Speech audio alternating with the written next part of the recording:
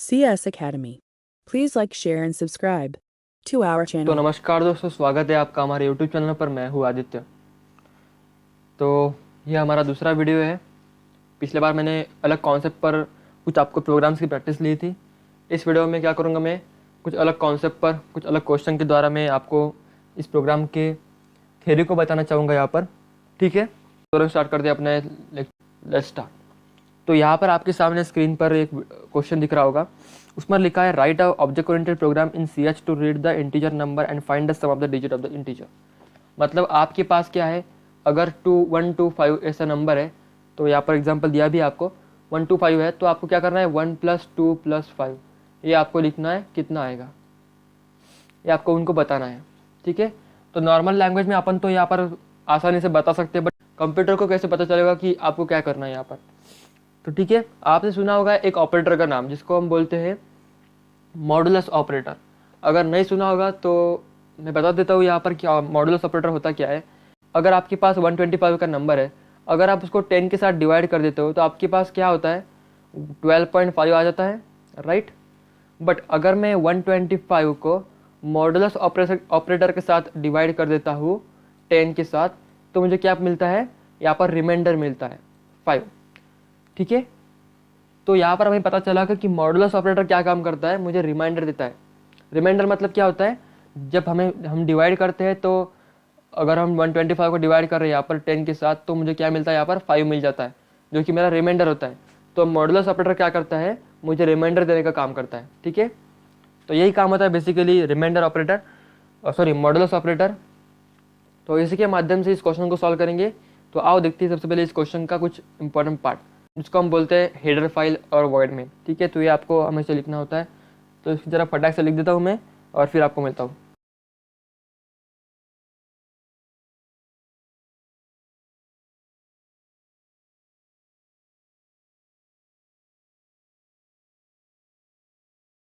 तो यहाँ पर मैंने बना लिया है इसका एक स्ट्रक्चर, जिसको हम बोलते हैं header file and void main function. ठीक है, जो प्रोग्राम होगा इसके अंदर होगा। तो यहाँ पर मुझे क्या करना है, एक यूज़र द्वारा मुझे एक नंबर को लेना है और उसको क्या करना है, मुझे एक एक डिजिट को यहाँ पर सेपरेट करके उसका एडिशन करनी है। तो उसके लिए हम मैंने वैसे बोला आपको मॉडुलस ऑपरेटर का अपने को इस्तेमाल करना है, जिससे हमें क्या पता चलेगा, अपने को लास्ट डिजिट यहाँ पर मिल जाएगा। ठीक, तो यहाँ पर मैं क्या करूँगा, यहाँ पर कुछ वेरिएबल्स को बना दूंगा। तो मैंने कुछ वेरिएबल्स को यहाँ पर बना लिया है। अब मुझे एक्चुअल ऑपरेशन यहाँ पर करना है। तो इस सबसे पहले मुझे क्या करना पड़ेगा, यूज़र द्वारा एक वैल्यू को लेना पड़ेगा। तो यहाँ पर क्या कर देता हूँ, फटाक से यहाँ पर वैल्यू को ले लेता हूँ यूज़र द्वारा, क्योंकि हम लेते हैं सी आउट के साथ।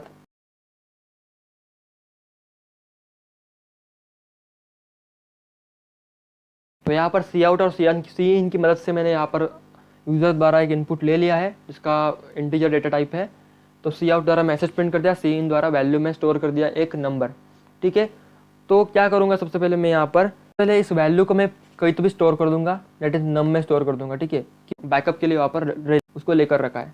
ठीक है, मुझे क्या करना है, यहाँ पर लॉजिक लगाना है। तो मुझे क्या लॉजिक लगाना पड़ेगा यहाँ पर, मॉडुलस ऑपरेटर का, जैसे मैंने बताया था। तो उसके लिए मुझे क्या करना पड़ेगा, एक एक इंटीजर को यहाँ पर एक एक ऑपरेशन को मुझे बार बार करना पड़ेगा। कब तक, जब तक मुझे डिजिट उसका 0 नहीं मिल जाता, मतलब नंबर खत्म नहीं हो जाता। एक ही प्रोसेस को आपको रिपीट करनी होगी, तब आप वाइल लूप का और फॉर लूप का इस्तेमाल कर सकते हो। तो मैं यहाँ पर यूज़ करूँगा वाइल लूप का। तो कब तक मुझे यहाँ पर वाइल लूप चलाना है, जब तक मेरा जो नम है, दैट इज जो नंबर है मेरा, वो इक्वल टू 0 ना हो जाए। ठीक है, मैं उसको डिवाइड कर रहा हूँ ना, तो वो 0 हो सकता है। तो जब तक वो 0 नहीं हो जाता तब तक उसको डिवाइड करते रहो, उसका मॉडुलस निकालते रहो। मतलब मुझे क्या मिल जाएगा उससे, उसका मुझे रिमाइंडर मिलता रहेगा। मैं तो यहाँ पर मैं वाइल लूप लगा दिया। अब मुझे क्या करना है, यहाँ पर एक लॉजिक लिखना है। वो लॉजिक को सबसे पहले समझ लेना खुद से, अगर नहीं समझा तो मेरा एक्सप्लेनेशन ध्यान से सुनना। तो यहाँ पर मैंने क्या लिखा है, sum equal to sum plus num modulus 10। तो मैंने ऐसा क्यों लिखा, क्योंकि मैं क्या करूँगा, नम की वैल्यू जो हमारे पास आएगी, राइट, यहाँ से जो नम की वैल्यू आएगी उसको मैं सबसे पहले क्या करूँगा, एक सम के अंदर स्टोर कर दूंगा। तो सम की वैल्यू बाय डिफ़ॉल्ट मैं यहाँ पर लिख देता हूँ 0। सम इनिशियली क्या है, हमारे पास 0 है, मतलब 0 इक्वल टू 0 प्लस जो नम की वैल्यू हमारे पास आएगी, दैट इज़ अभी के लिए 125 अज्यूम कर लेते हैं। तो 125 को हम क्या कर रहे हैं, मॉडुलस 10 कर रहे हैं। तो मुझे क्या मिल जाएगा, रिमाइंडर सबसे पहले ये 5 मिल जाएगा, क्योंकि ये परफेक्ट डिवाइड नहीं हो पाएगा। तो 5 मिल जाएगा। तो क्या होगा, सम इक्वल टू 0 + 5। अगर हम 0 + 5 की बात करें तो यहाँ पर क्या हो जाएगा, 5 हो जाएगा, ऑब्वियस की बात है। तो मैंने बोला था कि अगर वेरिएबल में आप क्या कर देते हो, नया वैल्यू असाइन कर देते हो, तो जो पिछला वाला वैल्यू था मतलब 0 था वो निकल जाएगा और 5 आ जाएगा, राइट। अगर मैं फिर से यहाँ पर क्या कर देता हूँ, 12 है मेरे पास, तो 12 को मैं डिवाइड कर देता हूँ, मॉडुलस कर देता हूँ 10 के साथ, तो मुझे 2 मिल जाएगा। तो यहाँ पर क्या हो जाएगा, प्रीवियस वाला 5, मतलब यहाँ पर सम की वैल्यू क्या है, अभी 5 आ चुकी है, तो 5 + 2 क्या हो जाएगा, 7 हो जाएगा। तो यहाँ पर क्या हो जाएगा, 7 वैल्यू असाइन हो जाएगी सम में, मतलब यहाँ पर प्रीवियस 0 था तो इक्वल टू क्या आ जाएगा, यहाँ पर 0 + 5 आ जाएगा। तो ये 5 जो वैल्यू थी हमारे पास वो आसान हो जाएगी इस सम की वैल्यू में, मतलब सम की वैल्यू अब वही 5। देन यहाँ पर क्या हुआ, सम की वैल्यू 5 थी, सम प्लस यहाँ पर क्या आ जाएगा, कुछ वैल्यू आ जाएगी, दैट इज 2 आ जाएगी। तो 5 प्रीवियस था और 2 आ जाएगी तो 7 हो जाएगा। तो यहाँ पर सम की वैल्यू फिर से अपडेट होकर क्या हो जाएगी, 7 हो जाएगी। तो इस तरह ये चलता रहेगा, ठीक है। तो उससे मुझे क्या मिलता रहेगा, उसकी सम मिलती रहेगी उसकी डिजिट्स की। यहाँ पर मुझे क्या मिलेगा, 5 मिल जाएगा।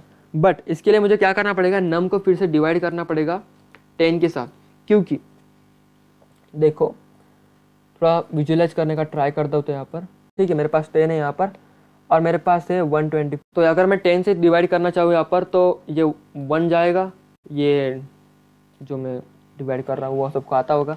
तो 10 के द्वारा 2 से जाएगा यहाँ पर, तो ये आ जाएगा 20 और रिमाइंडर मिल जाएगा मुझे 5, राइट। मुझे 5 यहाँ पर रिमाइंडर मिल चुका है।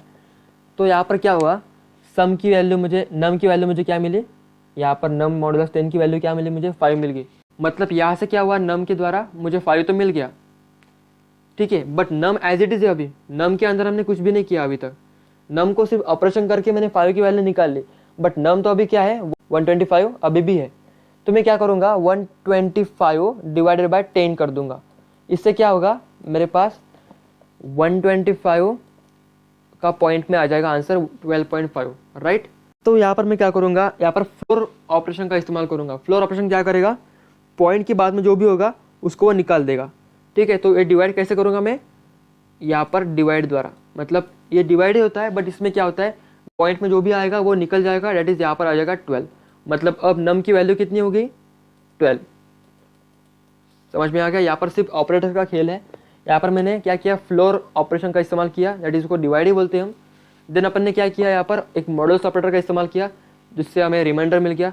अब फिर से क्या होगा, नम की वैल्यू 12 हो चुकी है, तो फिर sum equal to sum plus यहाँ पर 12 डिवाइडेड बाय यहाँ पर 12 मॉडुलस 10 हो जाएगा, दैट इज मुझे 2 मिल गया। मतलब ये मुझे रिमाइंडर देने का काम करेगा, ठीक है, इन शॉर्ट में। तो यहाँ पर मुझे लिखना पड़ेगा, देखो यहाँ पर मुझे लिखना पड़ेगा फिर से नम के ऊपर, मतलब फिर से मुझे नम में क्या करना पड़ेगी, अपडेटेड वैल्यू असाइन करनी होगी। तो यहाँ पर नम फ्लोर डिवीजन करूँगा यहाँ पर मैं, और वो 10 के साथ करूँगा। मतलब यहाँ पर पॉइंट में मिल जाएगा और जो भी पॉइंट के बाद में होगा वो निकल जाएगा, और जो 12 की वैल्यू मुझे मिल गई वो फिर से असाइन कर दूंगा मैं नम में। मतलब नम में अब कौन सी वैल्यू है, 12 है, ना कि 125। तो फिर से यह क्या होगा, फिर से वो लूप चलेगा, 12 नॉट इक्वल टू 0 है, हाँ भाई। तो सम के अंदर जाएगा, सम की जो भी वैल्यू होगी उसके अंदर फिर से नम मॉडुलस 10 हो जाएगा, तो वो कितना होगा, 2। और नम के अंदर वही अभी 12 है, बट 2 होने के बाद इसके साथ सम होगी, देन हमें सम की वैल्यू मिल जाएगी। फिर से यहाँ पर आएगा, तो यहाँ पर क्या हो जाएगा, नम के अंदर क्या आ जाएगा, 12 डिवाइडेड बाय 10 दैट इज 1.2 आ जाएगा। तो यहाँ पर 1.2 का 0.2 निकल जाएगा, 1 आ जाएगा, तो 1 नम की वैल्यू अब बन चुकी है। और यहाँ पर बन जाएगा num is not equal to 0, हाँ भाई। तो 1 डिवाइडेड बाय 10 हो जाएगा कितना, 1। तो यहाँ पर आ जाएगा नम डिवाइडेड बाय, मतलब नम मॉडुलस 10 है यहाँ पर, तो इसका रिमाइंडर आ जाएगा 1। तो मुझे मिल जाएगा यहाँ पर आंसर सम की, मतलब मुझे सम की यहाँ पर वैल्यू मिल जाएगी, तो मैं यहाँ पर उसको रिटर्न कर दूंगा। तो यहाँ पर जो सम का वैल्यू होगा वो मुझे प्रिंट करना है, तो सिंपली यहाँ पर प्रिंट शीट में लिखूंगा, यहाँ पर सम लिख दूंगा और देन सी आउट करके यहाँ पर क्या कर दूंगा, उस सम को मैं यहाँ पर प्रिंट कर दूंगा। सिंपल यही प्रोग्राम आपको लिखना था कि एक एक डिजिट को आपको क्या करना था, यहाँ पर सम करनी थी। यही आपको याद रखना है कि यहाँ पर क्या करना है, आपको डिवाइड करना है और यहाँ पर मॉडुलस ऑपरेटर का इस्तेमाल करना है, ठीक है। तो ये दो ऑपरेटर का यहाँ पर खेल था। मॉडुलस ऑपरेटर हम यूज़ करते हैं क्योंकि हमें रिमाइंडर चाहिए होता है, और फ्लोर डिवीजन जो हम करते हैं यहाँ पर क्योंकि हमें जो पॉइंट के बाद में वो निकालने के लिए, इसलिए हम यहाँ पर इस्तेमाल करते हैं। तो ये था हमारे पास फर्स्ट क्वेश्चन। अब फटाक से देखते हैं नेक्स्ट क्वेश्चन। तो यहाँ पर मेरे पास नेक्स्ट क्वेश्चन है जो कि आपकी स्क्रीन के सामने है। Write a program in C++ to accept the string from the keyboard and and copy string into the another string. मतलब मुझे क्या करना है, विदाउट एनी फंक्शन मुझे क्या करना है, कॉपी करनी है स्ट्रिंग को एक अनदर स्ट्रिंग के अंदर। तो ठीक है, मतलब यहाँ पर क्या है, कैरेक्टर अरे का कुछ मामला है, तो इसको मैं बना दूंगा। तो फटाक से यहाँ पर बेसिक स्ट्रक्चर बना लेते हैं और फिर मिलते हैं। तो यहाँ पर मैंने उसका बेसिक स्ट्रक्चर बना लिया है वॉइड मेन के साथ। कैरेक्टर यहाँ पर कितने बनाने हैं, 2 बनाने हैं, क्योंकि जो यूजर द्वारा आएगा वो, एंड देन मुझे जो कॉपी करना है वो। ठीक है, कैरेक्टर में यहाँ पर कैरेक्टर डेटा टाइप लिखूंगा, उसका ए नाम दे दूंगा, और उसकी मुझे साइज़ भी देनी पड़ेगी यहाँ पर। तो बी के साथ और एक बनाऊंगा, यहाँ पर दोनों का भी साइज़ में यहाँ पर 80 यहाँ पर दे दूंगा। ठीक है, तो मैंने यहाँ पर 2 कैरेक्टर एरे बना लिया है। अब मुझे क्या करना है, यूज़र द्वारा एक स्ट्रिंग को यहाँ पर लेना है। तो मैं क्या करूँगा, यूज़र द्वारा एक मैसेज, सबसे पहले यूज़र को एक मैसेज प्रिंट कर दूंगा सी आउट की मदद से।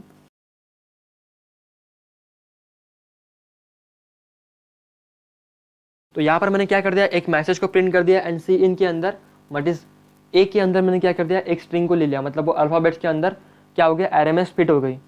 तब एक क्वेश्चन मैंने डिस्कस भी किया था प्रीवियस वीडियो में शायद, कि ये इसी पर बेस्ड था कि कैसे हम इसमें स्टोर करेंगे एरे को, एरे में अल्फ़ाबेट्स को। ठीक है, तो वो वीडियो जरूर देख लेना एक बार। तो मैंने यहाँ पर इनपुट द्वारा स्ट्रिंग ले लिया, उसको स्टोर कर दिया। अब मुझे यहाँ पर कॉपी करना है, तो सेम प्रोसेस में यहाँ पर क्या करूँगा, उस एरे के अंदर जाऊँगा, एक एक अल्फ़ाबेट को देखूंगा और उसको कॉपी कर दूंगा उस अनदर एरे में। ठीक है, तो यहाँ पर मेरे पास क्या था, इंडेक्स नंबर था, जिस पर हम क्या कर सकते, इजीली एक्सेस कर सकते हैं उसके अगले वाले अल्फ़ाबेट को। इंडेक्स नंबर क्यों होते हैं, क्योंकि एरे में क्या होता है, कॉन्टिजियस मेमोरी एलोकेशन होता है, तो एक के बाद एक ही आएगा, उसके बीच में कोई नहीं आएगा। तो इसलिए हम इंडेक्स नंबर से इजीली फाइंड कर सकते हैं उसका अगला वाला इंडेक्स नंबर। ठीक है, तो उसकी मदद से हम क्या करते हैं, उसका अगला वाला अल्फ़ाबेट भी आसानी से हम ढूंढ सकते हैं। तो यहाँ पर इसी रूल का मैं यहाँ पर इस्तेमाल करूँगा, वाइल लूप लगाऊंगा। सेम प्रोसेस, वाइल लूप क्यों लगाते हैं, अब तो रट गया होगा। तो ये कब तक चलाना है, जब तक उसकी लास्ट वैल्यू, जो आई की लास्ट वैल्यू होगी, वो नॉट इक्वल टू चलते रहे, किसके बराबर, नल के। तो हम नल को लिखते हैं यहाँ पर /0 के साथ। मतलब क्या है, नल वैल्यू। ये भी सिंबल मैंने बताया था आपको। तो /0 होता है नल वैल्यू। जब तक नल वैल्यू की इक्वल नहीं आता, मतलब ब्लैंक स्पेस की इक्वल नहीं आता, तब तक आपको ये लूप चलानी है। तो इसमें क्या करूँगा, मैं बी के आई में स्टोर कर दूंगा ए का आई। अबे बी का आई और ए का आई क्या भानगड़ है। तो देखो, मुझे सबसे पहले यहाँ पर क्या करना पड़ेगा, i++ करना होगा। ठीक है, तो मैंने यहाँ पर लिख दिया वाइल लूप के अंदर a of i not equal to null, then ही चलता रहेगा तब तक। तो यहाँ पर b ऑफ i, तो यहाँ पर i की वैल्यू क्या हो जाएगी, इनिशियली 0 हो जाएगी। तो मुझे यहाँ पर उसको डिक्लेयर भी करना पड़ेगा i को। तो यहाँ पर मैं डिक्लेयर कर दूंगा i को। ठीक है, मैंने i को यहाँ पर डिक्लेयर कर दिया है। तो i की वैल्यू इनिशियली 0 है, तो b ऑफ 0 और a ऑफ 0, मतलब a ऑफ 0 के अंदर जो भी कैरेक्टर होगा वो कॉपी हो जाएगा as it is b of 0 में। ठीक है, देन i++ होगा, देन b ऑफ 1 में कौन सा कैरेक्टर जाएगा, जो a ऑफ 1 में है। कि यहाँ पर क्या कर दिया, जो भी i की वैल्यू सेम होगी वो कैरेक्टर इसमें प्रिंट हो रहा है, मतलब कॉपी हो रहा है।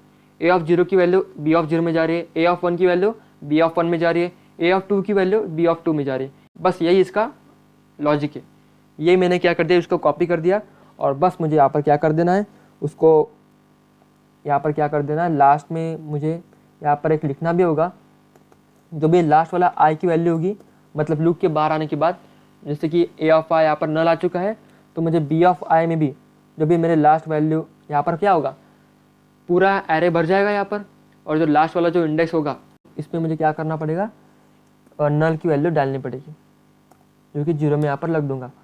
तो ये बेस्ट प्रैक्टिस होती है कि हम यहाँ पर लास्ट में नल डाल दें, मतलब यहाँ पर स्ट्रिंग खत्म हो चुकी है, ये इसको इंडिकेट करेगा। ठीक है, तो लास्ट में मैंने क्या कर दिया, यहाँ पर फॉरवर्ड स्लैश 0 डाल दिया। आप बोलोगे कि आई की वैल्यू यहाँ पर 0 लेगी कि ये अपडेटेड लेगी, तो ये अपडेटेड लेगी। मैंने बोला था कि i++ क्या होता है, i इक्वल टू i+1। तो जो अपडेट होता रहेगा i, उसकी वैल्यू यहाँ पर आ जाएगी i, तो ये i 0 नहीं होगा, तो उसके अंदर ये नल चली जाएगी। और मुझे सिंपली यहाँ पर प्रिंट करना है सी आउट। क्या प्रिंट करना है मुझे, b को, दैट इज़ अपडेटेड और कॉपी स्ट्रिंग, जो कि मैंने b में स्टोर करी है। तो यही इसका फंक्शन था, जिसके लिए हम बाय डिफ़ॉल्ट कुछ लाइब्रेरी फंक्शंस भी होते हैं, जिसकी वजह से हमें ये लिखना नहीं पड़ता, बट आपको नहीं यूज़ करने का। ठीक है, तो यही इसका बहुत सिंपल लॉजिक था। तो आई होप आपको क्लियर हो चुका होगा। मैंने जैसे बोला सुबह ही आपको कि आप प्रैक्टिस कर रहे होगे, आज आपके लिए बताया था ऑपरेटिंग सिस्टम और C++, वो आपने करके रखा होगा। तो ऑल द बेस्ट यार पेपर के लिए। ऐसे कुछ प्रोग्राम्स मैंने आपके लिए डाले हैं, तो कल अपना फाइनल रिवीजन का दिन है, तो आई होप अपने सबने पढ़ाई कर रही होगी। तो यार इसके बहुत सारे प्रोग्राम्स की प्रैक्टिस करना, क्योंकि प्रोग्राम्स ही आपके मार्क्स बढ़ाएंगे, ठीक है। तो इसकी ज़रूर प्रैक्टिस करना यार। तो रुकते हैं फ़िलहाल यहाँ पर भी, तो मिलते हैं नेक्स्ट टाइम। तब तक के लिए बाय बाय दोस्तों।